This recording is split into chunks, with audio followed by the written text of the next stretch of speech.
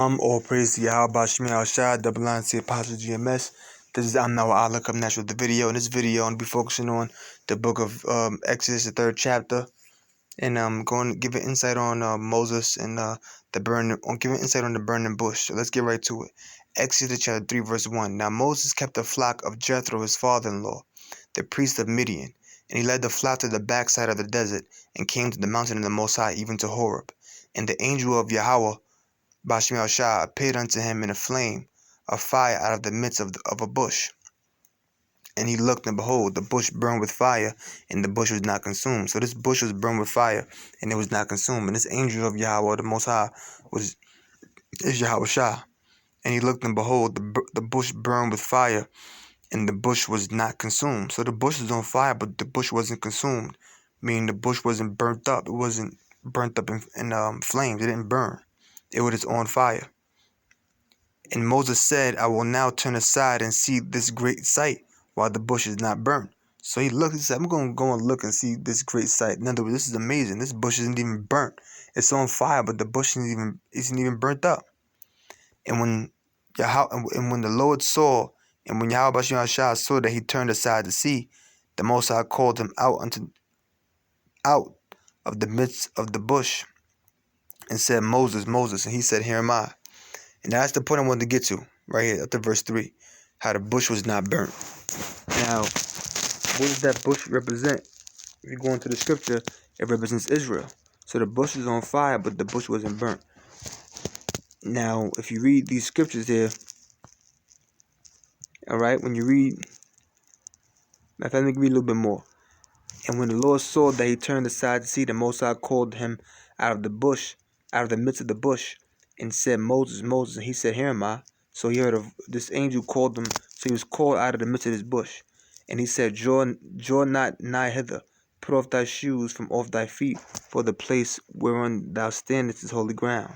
Moreover, he said, I am the God of thy father, the God of Abraham, the God of Isaac, and the God of Jacob. And Moses hid his face, for he was afraid to look upon the Most High.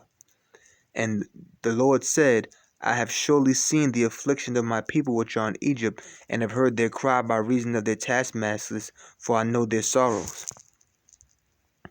So we know it speaks about Israel being afflicted in Egypt. Now, what is affliction associated with? Let's go to Isaiah 48:10.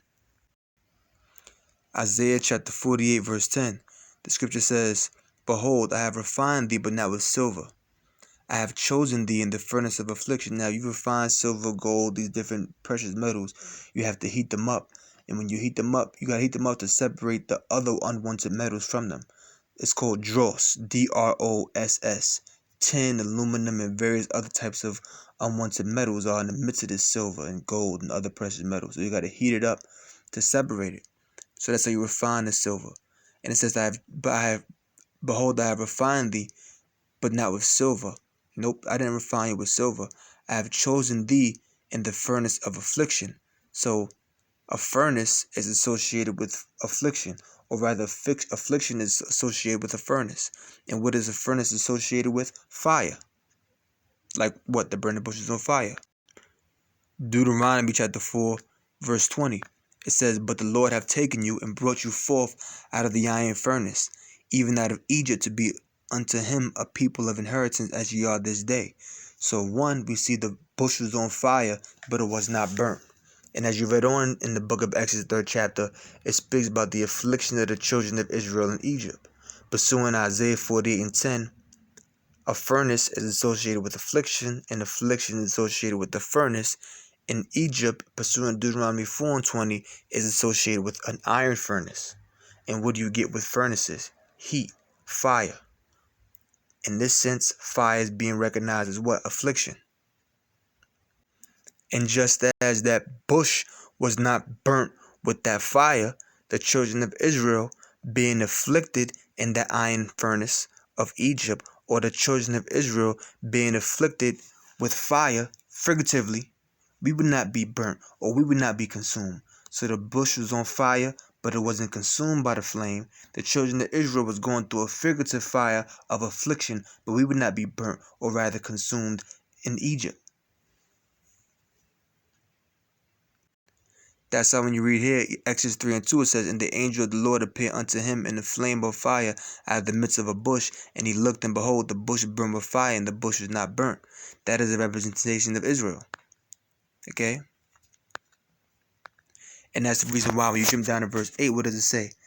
"And I am come down to deliver them out of the hand of the Egyptians, and to bring them up out of the land unto a good land, and a large, unto a flowing with milk and honey, unto the place of the Canaanites and the Hittites and the Amorites and the Perizzites and the Hivites and the Jebusites." So guess what?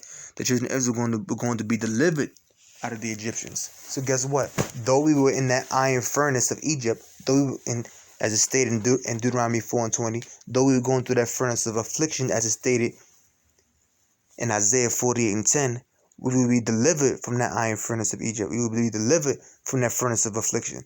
And we will not be burnt in that furnace. We will not be consumed by the Egyptians. Just as what?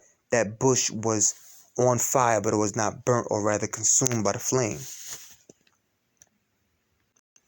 This is the book of Exodus chapter 5, verse 5. Verse 4. "And the king of Egypt said unto them, Wherefore do ye, Moses and Aaron, let the people from their works? Get you unto your burdens. And Pharaoh said, Behold, the people of the land now are many, and ye make them rest from their burdens. And Pharaoh commanded the same day the taskmasters of the people and their officers, saying, Ye shall no more give the people straw to make brick, as heretofore," in other words, as before. "Let them go and gather straw for themselves." Okay? Don't give them straw to make bricks. Let them go and get their own straw. Alright?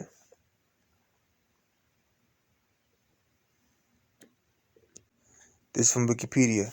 It says, "Bricks without straw" is a phrase that refers to a task which must be undertaken without appropriate resources. Alright, right here, some images here. It says, ancient Egyptian painted wooden model of 3 men making bricks. Diagram of ancient Egyptian brick production based, and that's from the picture right here from the 12th dynasty. It says 1991 to 1778 BCE. And here it says, diagram of ancient Egyptian brick production based on mural in the tomb of Rishmir, Thebes, Egypt, 1500 to 1450 BCE. Many clay products require the addition of other materials to add strength and durability. In the case of bricks in Old Testament Egypt, river clay is usually composed of very fine particles, and so would dry slowly. Adding straw would open up the clay, allowing it to dry more readily in the sun. In addition to aiding in drying, the linear nature of straw adds stability to the clay brick, in much the same way that rebar or wire mesh reinforce modern-day concrete. So rebar or wire mesh reinforces modern-day concrete. So straw gave the same stability to bricks. Bricks made without straw will break and crumble easily.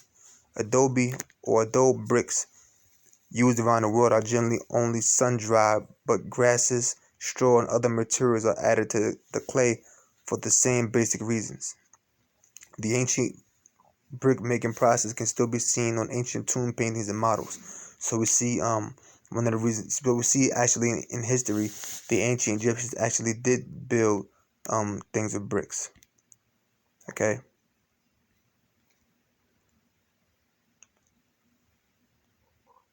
So guess what?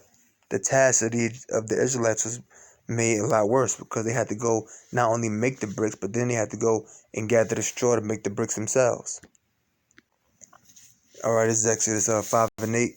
It says, "And the tale of bricks which they did make heretofore, ye shall lay upon them." In other words, the amount of bricks that they were required to make, they're still supposed to lay them bricks. "Ye shall not diminish aught thereof." Don't decrease the amount at all, for they be idle, not working. Therefore they cried, saying, "Let us go and sacrifice to our power." Because that's what Moses and Aaron had said unto the Pharaoh. Let them leave so they can go and sacrifice to the God. Let their more work be laid upon the men, that they may labor therein, and let them not regard vain words. And the taskmasters of the people went out, and their officers, and they spake to the people, saying, Thus saith Pharaoh, I will not give you straw.